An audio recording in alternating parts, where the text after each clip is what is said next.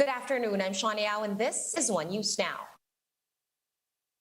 Metro Manila will be shifting to a more relaxed GCQ status starting September 8, with COVID-19 hotspots in the region to also be under granular lockdowns. Maricel Halili joins us live from Mandaluyong for the details. Mase, hi.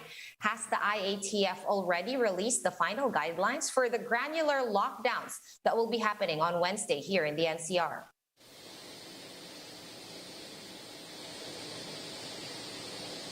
Hi, Sean. There is no definite guidelines yet when it comes to the implementation of granular lockdown.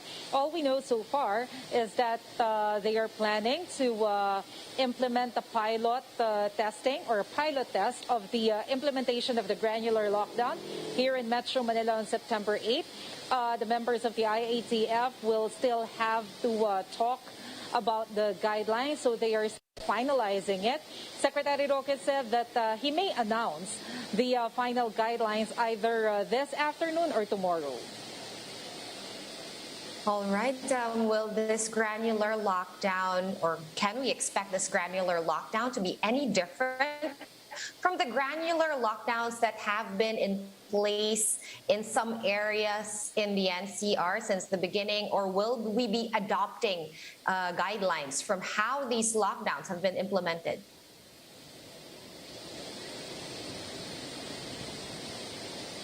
Well, based on the recommendation of some members of the IATF, it seems that the granular lockdown that they are planning to impose now will be stricter as compared to the ongoing granular lockdown that the LGUs are already imposing.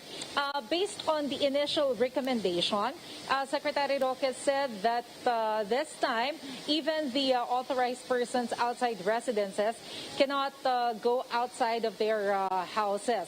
They may be allowed to go out of that particular area under lockdown, but once they decide to go out, they cannot go back to their houses. That is the recommendation. It's not yet approved, like what I've said earlier, Sean. Aside from that, also part of the recommendation is that nobody will be allowed to go out to buy their food and basic commodities.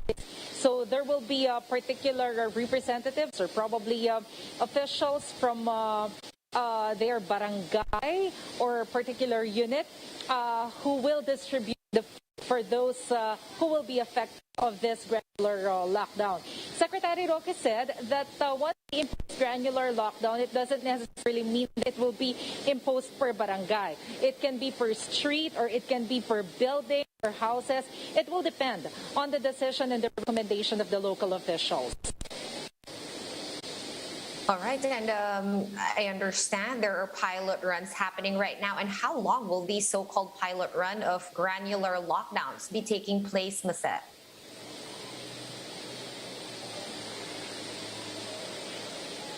There are no particular information yet, Sean. We're still waiting for the final omnibus guidelines that will be released by the IATF. But if we based it on the initial statement of the ILG, they are planning to start the pilot testing on September 8th. But as to how long, we're still waiting for the word from the IATF. All right, and who gets the final word on which areas will be put under granular lockdowns? Is it purely up to the discretion of the LGUs? And how does the decision-making process for this happen?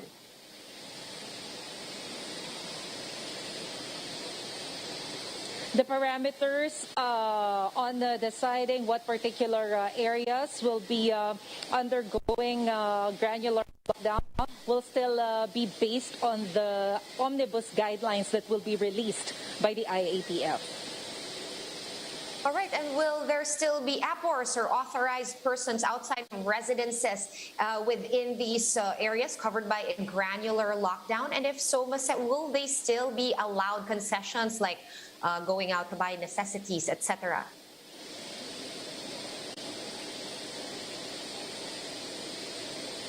Once they once they decide to go out and work outside their areas, they won't be allowed to go back to their houses anymore, at least based on the recommendation by the officials of the IATF, but they still have to finalize it. And the food, the basic commodities will be delivered by the LGU. But like what I've said, it will still be finalized by the IATF. All right, and I guess last question was, can residents under granular lockdown expect some ayuda or cash aid from the government, or will this not be a thing under this new rule starting September 8th?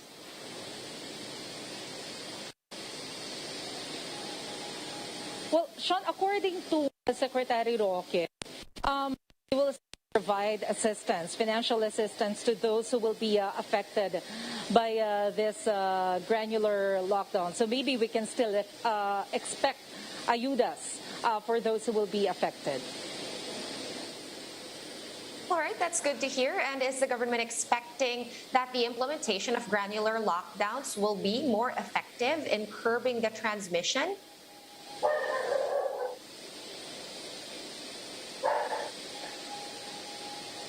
Well, hopefully it will be more effective. Has said that based on the number of cases that we have so far, we can see that despite the implementation of the enhanced community quarantine in Metro Manila for 2 weeks, the number of cases is still high. Although it's still within the expected number as provided by FASTER, but then it's still high. So they're planning to impose a new strategy, hoping that this will be more effective than their previous strategies. All right, Mase, I'm wondering if you can still hear me well, but if in case you do, I just wanted to ask about another issue regarding anything the palace might have said about Vice President Leni Robredo's recent comments.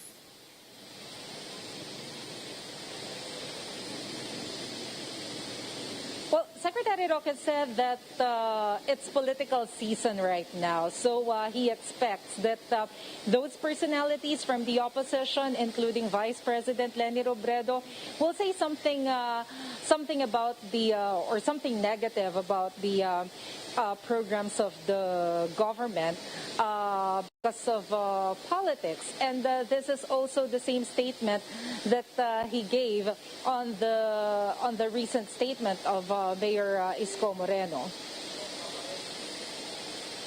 All right, thank you so much, Mase, for answering all our questions. We'll wait and see whether the president will be talking to the people tonight. Thank you so much for all those updates. Maricel Halili joining us live from Mandaluyong City. And the National Task Force Against COVID-19 is already finalizing the implementing rules for granular lockdowns, which is set to happen on Wednesday. NTF spokesman Restituto Padilla said smaller lockdowns are expected to give more businesses a chance to reopen while COVID hotspots remain under tighter restrictions. The task force is also studying areas that need to be under granular lockdowns at present. Meanwhile, Padilla also said that government has decided to lift the travel ban on some countries like India because COVID-19 cases in those areas have been managed thus far. This is perhaps our process of transitioning to a new normal na magbibigay ng daan how to live with the virus na ginagawa na rin ng ibang mga bansa. Hindi na natin pwedeng ilagay sa suspended animation ang buhay natin.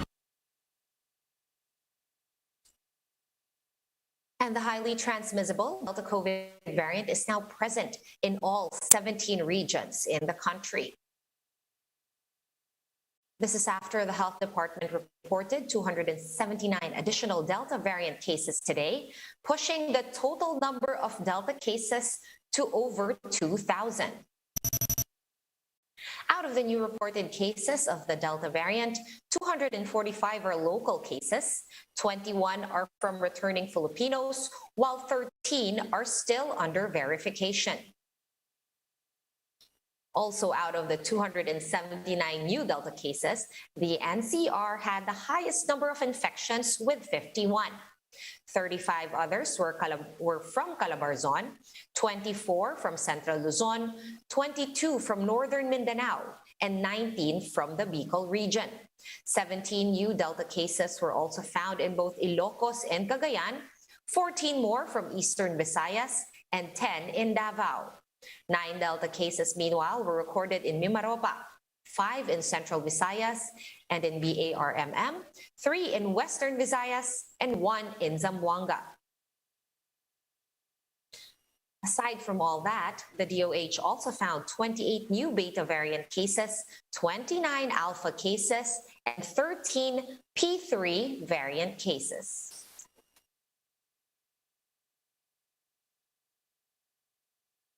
Some senators are also concerned about a proposed bill seeking to promote the adoption of digital payments for financial transactions of the government and all merchants. Mian Los Baños tells us why. Yes, Sean, Senator Nancy Binay has sought the help of different agencies to determine whether the shift to digital payments could lead to job displacement.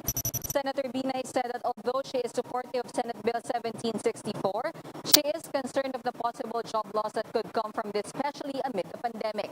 Binay questioned if there is a need for upscaling of workers who would want to be involved in the business of digital transformation. According to NEDA, there is still no exact data on this as of the moment.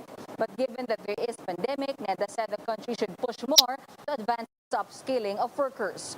NEDA Assistant Director Desiree Narvaez said they will look into the programs of DOLE to see if they already have concrete projects like this. Instapay President Abraham Go, meanwhile, said that the number of physical banks will really decrease should the country continue its push for digitalization. But he said this will not happen overnight and that workers will likely shift from one kind of job to another. Meanwhile, the counterpart bill in the House of Representatives has already been passed, Sean. Author and Congressman Joet Garcia said that they want to make sure that the public knows that digital transaction is not just for high-end businesses, but this can also be used in the market, sari-sari stores, and other small businesses. Sean, let's listen into some parts of the hearing. As we shift towards digitization, very important na malaman ano ba talaga yung magiging epekto niya sa job displacement. And crucial din na at this point pa lang, kailangan if there's a need for upskilling, baka dapat there's convergence with SHED, TESDA, diba? And TESDA, para ngayon pa lang nung umpisa na natin yung upskilling ng mga papasok towards this digital transformation. We've been actually espousing even before the pandemic the upskilling of employees of the labor force because of the trend going to digitalization. That's even prior to the pandemic, and given now the pandemic, that should even push us more to advance it. Whatever displacement there are, it would be compensated for from an increase in personnel, which we need to service all of this digital conversion. Like Paymaya is saying, we have to go to all the merchants in order to convert them to digital. That's a tremendous amount of manpower. Sean, despite the overwhelming support for the bill, the NEDA stresses the need for the transition period for the digital payments. This is due to the country's persistent issues on availability and reliability of internet connection. Sean? All right, thanks for that, man. Moving on now to a quick look at today's other top stories. Flag carrier Philippine Airlines has assured the public that reorganization measures are underway after it filed for Chapter 11 bankruptcy in the United States. PAL will be reducing its fleet by 25% to just 70 aircraft, composed of turbopropellers, Airbuses, and big Boeing 777s. The airline said it was severely affected by the low passenger demand brought about by the COVID-19 pandemic. Experts have raised the target for herd immunity to 90% from 70%. This is because of the presence of coronavirus variants, which have lowered the efficacy of available vaccines. With this recalibration, the country is even farther from the target, as only almost 13% of the population has been fully vaccinated. Tropical depression Jolina has slightly intensified as it continues to move toward the Philippine Sea. Storm signal number 1 has been raised over Sorsogon, Samar, and northern and eastern Samar, the Dinagat Islands, Siargao Islands, and Bukas Grande Islands. For more updates, visit News 5, the Philippine Star, and Business World online. Visit our website, onenews.ph, for more in-depth analysis. You can also catch One News on the Signal Play app. Register for a free account at www.signalplay.com and stream One News live anytime, anywhere. Masks on, wash hands, and stay safe, Philippines. I'm Sean Yao. We are One News.